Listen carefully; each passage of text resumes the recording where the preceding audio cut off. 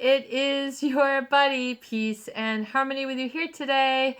Much love going out to all the beautiful, empowered harmonizers, and Happy New Year. Hoping that this is a awesome, productive, joy-filled, and fabulous year for you. We are zooming in and focusing in a little bit more in depth on really some of the tools to navigate about getting your enthusiasm and joy up, getting your forward looking focus going, getting that fire lit, getting and keeping the fire going, stoking the fire when needed, and keeping warm. Looking at sort of what is the light of your life, what are the winds of change, what are the new horizons that you really want to focus on. We have a lot of viewers here on the channel who have had some adverse experiences in their life that have impaired certain experiences or outlets or perspectives, namely that of being able to be forward looking and feeling healed in nature. So in other words, not feeling that they're carrying around maladaptive treatment that they have experienced from another, meaning we focus a lot on people who have experienced the receiving end of exploitative or abusive treatment at the hands of someone who is maybe psychopathic, malignant, narcissistic, borderline, histrionics, something where there has been some adverse experiences that have been pretty serious and caused a lot of pain and suffering and really some destruction. Some things getting ugly, things not being okay, a lot of trouble with the law, trouble with finances, trouble with substance abuse, trouble with communication, trouble with autonomy. So this creates a lot of fear. This creates a lot of intimidation. It puts people at a downward spiral where they don't really feel that they have leverage or a strong foundation, which is there that they can rely on, known as trust. Because if they've been so hurt or betrayed, that they have a difficult time establishing trust within, and then that playfulness, that autonomy, and that sort of strong sense of self that everything is okay, and they're not always sort of in pain for a large percent of the time. So that percentage time needs to be understood, navigated, and really worked with. Not looking at it to be strong enough to say, okay, anxiety, this was effective then, it's not effective now. And repeating that, understanding how to manage emotions and alchemize some very traumatizing events and experiences towards the positive so you can sort of exit out of that fight or flight and be more in the dream, getting back to the drawing board, getting back to the dream board, getting back to what do I want, but oftentimes people have had these inspirations and they have had their dreams sort of shot down, just sort of taken away from them. Their vision, what they thought was, broken apart. So this can be very, very, very traumatizing to go through a divorce, to go through a separation, to have joint custody, to be living and continually exposed to people who are maladaptive in the way that they treat others. This needs to be recognized and it needs to be curtailed and understood the role, I would say, of the anxiety, where it was so understanding within yourself, which is a great thing to know. Like, where did this fear all get instilled and how was it reinforced? So this might be like your own private hell, private secret. This oftentimes is what is very, very buried, repressed, and oppressed by then future environment situations. So it solidifies through a lot, maybe even years. So you could have become, but if you had pruned, shaped, and done it, could have, but oftentimes there is no other choice. This is the way it was. This is the way it was. So that was then. That's really, if you can understand, water under the bridge, and you do not have to be the body-mind connection to the victim that was hurt then, but then exists stronger now. So In other words, a lot of people hold on for dear life to their anxiety. They feel defined by their anxiety. They feel defined by their anger. I have a right. And so, but you have to realize that there becomes a point when this is unbalanced that it can work contradictory or against yourself. Self-sabotage. You're not opening up horizons. You're not giving yourself a chance. Anxiety is ruling the roost. Fear is ruling the roost rather than something different. And it doesn't have to be, all sorts of happiness and all these, fantastical changes. We're talking about really an ability to look forward and to cease and surrender the body-mind connection that identifies one as or with that victimhood.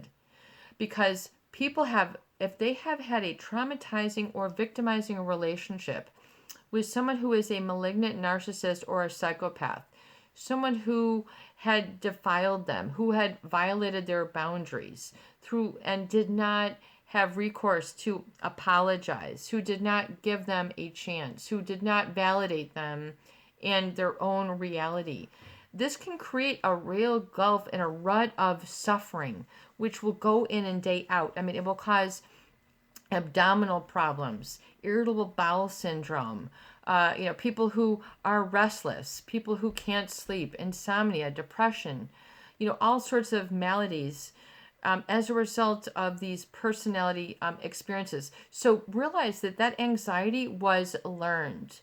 So the important thing is to realize that your body learned to do this. It is a effective defense mechanism for short bursts. So you have to realize that you're equipped to say, whoa, if something happens, you can, get a burst of energy, be, eyes wide and, heart rate, to survive. But it doesn't have, if it's ongoing, that is not sustainable. That will corrode and corrupt one's semblance of I am, as it's just, in the B state, and not have to sort of change their B state to create something other than with that and be who you are. So knowing that to be the case, it is to understand the role that anxiety or fear served you as a coping mechanism, and where did that start? So getting back and pruning it to the roots and going, as far back maybe as you can remember. You have to be able to admit this to yourself and not spend hours drudging through it, but just saying, you know what? I know what my trigger button is, and I know why this was fearful for me. But you know what? That is, since I see it now, that is no longer my insecurity, because that was actually effective then. It's no longer effective now. In my behavior, I'm not going to allow my behavior to be intertangled or intertwined with that same body-mind connection. You might need to soak on this awareness for some time to understand how a victim carries themselves. How does someone who's depressed carry themselves?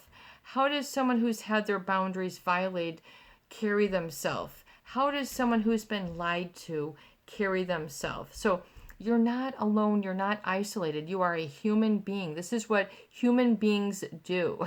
This is your sentient feeling. You've got a heart, a soul, a psychology. There's all sorts of stuff. We don't even know what works. We just know that there's pain.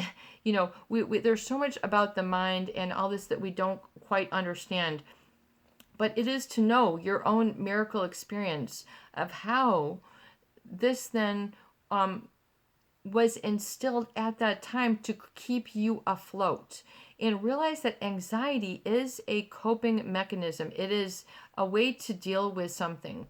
It is different than feeling that you are living, or to feel that you're sort of engaged in that which you are finding fulfilling and gives you enthusiasm. How do you get that spark moving forward?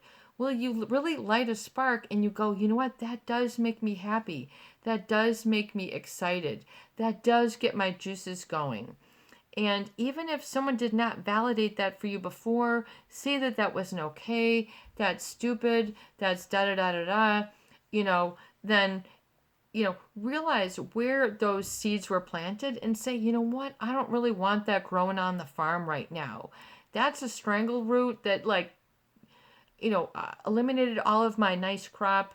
And you know what? I want to be able to go out there when the harvest comes and I want to be able to pick my corn, or I want to be able to shear my sheep, or I want to tan the hides, or I want to be able to get that app running, or whatever it is that you feel fulfilled by. Maybe you like entertainment, you like classic cars, you like ballroom dancing. It does not matter, but have and find at least a couple things that is part of your positive I am that you can plug into, especially now.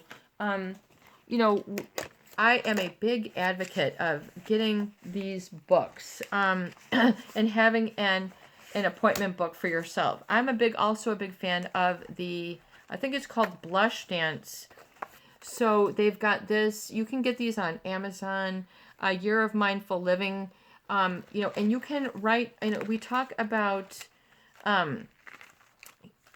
filling in your days and plugging in like your recovery date, scheduling in your moments, scheduling in workshops, scheduling in podcasts that you're going to follow, organizing your time, like for our viewer who has, give your son, a cool book, that they, maybe they're a girl and they want a girl power, a whatever, and maybe you are all about the fierce. These are really cool. These are by Blush Dance. You can get these on Amazon, and I've been getting these for years. They just have beautiful pictures. You can write your notes, and keep yourself on track. You should, even if you write in here, I am happy. You look at that and then you encourage happiness and you're learning to look forward. It's very difficult to simultaneously be stuck in the mud and stuck in the past and look forward. So you have to have the courage to remove both feet and plant it and be forward looking and know what forward looking, and catch yourself when you go, no, what? Nope, I can't trust my playful side. I can't trust being forward looking. Realize, where does that little voice come from that's trying to sort of be the nomenclature that keeps you down? Say, you know what, that feeling was helpful then. It's no longer helpful now. So you're learning to pick and choose and regulate your emotions, your behaviors, and your decisions and the positive rewards simultaneously. The more you can do that moving forward, the more and stronger you will heal, and the stronger will be your light. Have a blessed day.